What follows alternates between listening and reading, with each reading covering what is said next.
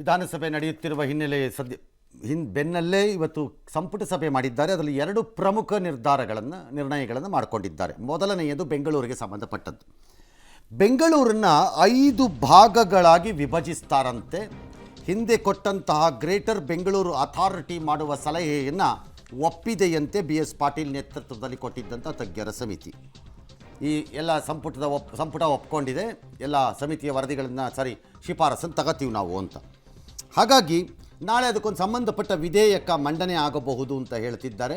ಮಂಡನೆ ಆಗಲೂಬೋದು, ಪಾಸು ಆಗ್ಬೋದೇನೋ, ನನಗೆ ಗೊತ್ತಿಲ್ಲ. 5 ಭಾಗ ಬೆಂಗಳೂರು ಆಗತ್ತೆ ಅಂತಂದರೆ, ಗ್ರೇಟರ್ ಬೆಂಗಳೂರು ಅಥಾರಿಟಿ ಆಗತ್ತೆ ಅಂದರೆ ಕಾರ್ಪೊರೇಷನ್ 5 ಆಗಬೇಕಾಗ ಡಿವೈಡ್ ಆಗಬೇಕು. 5 ಭಾಗ ಮಾಡ್ತಾರೆ ಅಂದರೆ, ಅಥವಾ 2 ಭಾಗಕ್ಕೆ ಒಂದೊಂದು ಕಾರ್ಪೊರೇಷನ್ ಮಾಡ್ತಾರೋ ನಾಳೆ ಗೊತ್ತಾಗಬೇಕು. ಈ ಪೊಲೀಸ್ ಡಿಪಾರ್ಟ್ಮೆಂಟು ಭಾಗ ಮಾಡೋದಾದರೆ ಮಾಡಿಬಿಡಿ, ಒಂದು 5 ಕಮಿಷನರ್ಗಳಾಗ್ತಾರೆ. ಹಾಂ, ಅದನ್ನು ಡಿವೈಡ್. ಆಮೇಲೆ ಫಾರ್ ಎಕ್ಸಾಂಪಲ್ BWSSB ಇದು ನಮ್ಮ ಹಳೆಯ ಪೂರ್ವನಿರ್ಧರಿತ ಆಲೋಚನೆ ಏನು ಅಂತಂದರೆ, smaller is better to administer ಅಂತ. ಚಿಕ್ಕದಾಗಿದ್ದರೆ ಆಡಳಿತ ನಡೆಸುವುದು ಸುಲಭ ಅಂತ. ಬಟ್ ಈ ಸಿಟಿಗಳ ವಿಚಾರದಲ್ಲಿ ಇದು ಭಾಳ ಸಿಟಿಗಳಲ್ಲಿ ಕೈ ಎತ್ತಿಬಿಟ್ಟಿದೆ. ಇದು ಈ ಸ್ಕೀಮು ಕೈ ಎತ್ತಿದೆ. ನಂಗೆ ಗೊತ್ತಿಲ್ಲ ಏನು ಆಲೋಚನೆ ಮಾಡ್ಕೊಂಡು ಮುಂದಕ್ಕೆ ಹೋಗ್ತಾ ಇದ್ದೀರಿ ಅಂತ. ಬೆಂಕಿಯಿಂದ ಬಾಂಡಳೆ, ಬಾಂಡಳೆಯಿಂದ ಬೆಂಕಿ ಅನ್ನೋ ಪರಿಸ್ಥಿತಿಗೆ ಬಂದರೆ ನಮ್ಮ ಹಣೆ ಬರಹಕ್ಕೆ ನಾವೇ ಹೋಗಿ ಕಬ್ಬನ್ ಪಾರ್ಕಲ್ಲಿ ಯಾವುದಾದ್ರು ಹಳೆಯ ಮರಕ್ಕೆ ಜಜ್ಕೋಬೇಕು ಅಷ್ಟೇ. ಗೊತ್ತಿಲ್ಲ. I hope somebody has done A proper study ಅನ್ಸುತ್ತೆ. ಎರಡನೇ ಪ್ರಮುಖ ನಿರ್ಣಯ ಕ್ಯಾಬಿನೆಟಲ್ಲಿ ಇವತ್ತು ಮಾಡಿರೋದು. ಇವರು 3 ನಿರ್ಣಯ ತಗೋತಾರಂತೆ ನಾಳೆ ಸದನದಲ್ಲಿ. ಬಹುಶಃ ನಿರ್ಣಯಗಳಿಗೆ ಸದನಕ್ಕೆ ತರ್ತಾರೆ ಅನ್ಸತ್ತೆ. 3 ಕೇಂದ್ರ ಸರ್ಕಾರ ವಿರೋಧಿಸಿ. ಹಾಗಾಗಿ ಅದೇನು ಕಷ್ಟ ಅಲ್ಲ ತರೋದು.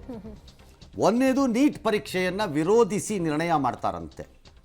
ಮಾಡ್ಕೋಬೋದು, ಅವ್ರು ಮಾಡಬಾರ್ದು ಅಂತಿಲ್ಲ. ಇದನ್ನು ಕೇಂದ್ರ ಸರ್ಕಾರದ ತೀರ್ಮಾನವನ್ನು ವಿರೋಧಿಸಿ ಅಂತ ಹೇಗೆ ಮಾಡ್ತಾರೆ ಅಂತ ನನಗಿನ್ನೂ ಅರ್ಥವೇ ಆಗಿಲ್ಲ. ನೀಟ್ ಎಕ್ಸಾಮ್ ಬೇಸಿಕಲಿ ಪ್ರಿನ್ಸಿಪಲಿ ಈ ದೇಶದಲ್ಲಿ ಜಾರಿಯಾಗಿರುವುದು ಸುಪ್ರೀಂ ಕೋರ್ಟ್ನ ಆದೇಶದ ಭಾಗವಾಗಿ. ಹಾಗಾಗಿ ನೀಟ್ ಪರೀಕ್ಷೆ ವಿರೋಧಿಸಿ ಕೇಂದ್ರ ಹೇಳ್ತಾರೆ, you can't unless the supreme court takes a call. ಅದರಲ್ಲಿ ಆದರೆ ಈ ಮೂಲಕ ಸುಪ್ರೀಂ ಕೋರ್ಟ್ ನಿರ್ಧಾರ. ತಮಿಳುನಾಡು ಇದೇ ನಿರ್ಣಯನ 36 ಸರಿ ಮಾಡ್ಕೊಂಡು ಹೋಗಿದೆ. ಏನಾಯಿತು ಆಮೇಲೆ? ಪೊಲಿಟಿಕಲಿ ನಾವು ಮಾಡ್ಕೋಬೇಕು ಅಂತಿದ್ರು ಮಾಡ್ಕೋಬಹುದು. ನೀಟ್ ಬೇಕಾ ಬೇಡವಾ ನಾ ಹೇಳಿಲ್ಲ. ಅವ್ರ ಸ್ಟ್ಯಾಂಡ್ ಏನು? ನನಗೆ ನೀಟ್ ವಿಚಾರದಲ್ಲಿ ನಂದೇ ಆದ ಅಭಿಪ್ರಾಯ ಇದೆ, ಬೇರೆ ವಿಚಾರ ಅದು. ನಾನು ಬೇಕಾ ಬಿಡಲ್ಲ. ನಿರ್ಣಯದ ಫಲ ಏನು, ಸಾಧನೆ ಏನು? ನಿಮಗೆ ಯಾರ ವಿರುದ್ಧ ಮಾಡ್ತೀರಿ ಆ ನಿರ್ಣಯನ ನೀವು? ಕೋರ್ಟ್ ವಿರುದ್ಧ ಗೊತ್ತಿಲ್ಲ ನನಗದು. ಏನೋ ವಿಧಾನಸಭೆ ಹಾಗೂ ಲೋಕಸಭೆ ಕ್ಷೇತ್ರಗಳ ಮರು ವಿಂಗಡಣೆ ವಿರೋಧಿಸಿ. ಯಾಕೆ, ಏನಕ್ಕೆ ವಿಂಗಡಣೆ ನೀವು ವಿರೋಧಿಸಬೇಕು? ಈ ಹಿಂದೆ ಮಾಡಿದ್ದಾಗ ನೀವೇ ಲಾಭ ಪಡ್ಕೊಂಡಿದ್ದೀರಲ್ಲ. ಈಗ ಚೀಫ್ ಮಿನಿಸ್ಟರ್ಗೆ ಹಿಂದೆ ಇದ್ದಾಗ ವರುಣ ಇರಲಿಲ್ಲ, ಚಾಮುಂಡೇಶ್ವರಿನೇ ಇದ್ದಿದ್ದು. ನಿಮ್ಗೆ ಅಟ್ಲೀಸ್ಟ್ ಒಂದು ವರುಣ ಆಯ್ಕೆ ಮಾಡ್ಕೊಳಕ್ಕಾರು ಸಿಕ್ತಲ್ಲ ಸರ್. ಅದರ ಅನುಕೂಲ ಆಯ್ತಲ್ಲ. DK ಶಿವಕುಮಾರ್ಗೆ 700 ಇರಲಿಲ್ಲ, ಕನಕಪುರ ಆಯ್ಕೆ ಮಾಡ್ಕೊಂಡ್ರಪ್ಪ.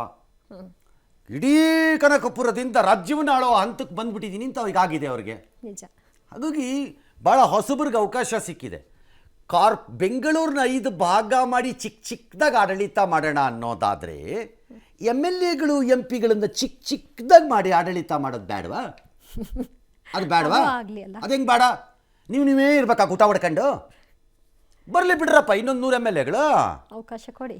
ಏನು ಸಂಪತ್ತಿನಲ್ಲಿ ಹಂಚಿಕೆ ಆಗಬಹುದಷ್ಟೇ. ಯಾವ ಸಂಪತ್ತು ಕೇಳಬೇಡಿ ನನ್ನನ್ನು. ಹಾಂ, ಆ ಸಂಪತ್ತಿನಲ್ಲಿ ಹಂಚಿಕೆ ಆಗ, ಅಲ್ಲಿ ಒಡೆದ ಆಡಳಿತ ನಡೆಸೋಕ್ಕೆ ಸುಲಭ. ಇಲ್ಲಿ ಒಡಿಬಾರ್ದು ಅಂದ್ರೆ ಅರ್ಥ ಏನು? What sort of a call it is by any political party? ಯಾಕದು ಯಾವ ಕಾರಣ ಅಂತಾನೂ ಗೊತ್ತಿಲ್ಲ. ಒನ್ ನೇಷನ್ ಒನ್ ಎಲೆಕ್ಷನ್ ತೀರ್ಮಾನಕ್ಕೂ ವಿರೋಧಿಸಿ ಅದವ್ರದ್ದು ಪೊಲಿಟಿಕಲ್ ಸ್ಟ್ಯಾಂಡ್ ಅವ್ರ ಪಾರ್ಟಿ ಇದು ತಗೋತಾರೆ. ತಗೊಳ್ಳಿ, ಕೇಂದ್ರದಲ್ಲಿ ಜಾರಿಯಾಗಿ ಅದಕ್ಕೆ ರಿಕ್ವೈರ್ಡ್ ಕಾನ್ಸ್ಟಿಟ್ಯೂಷನಲಿ ರಿಕ್ವೈರ್ಡ್ ಸಂವಿಧಾನಾತ್ಮಕಕ್ಕೆ ಬೇಕಾಗಿರೋ ರಾಜ್ಯಗಳ ಅನುಮತಿ ಕೊಟ್ಟರೆ ನೀವು ಜಾರಿಗೆ ತರಬೇಕು, ಎಲ್ಲರೂ ತರಬೇಕಾಗ. ಅದಾದಮೇಲೆ ನೋಡೋಣ. ಎಸ್.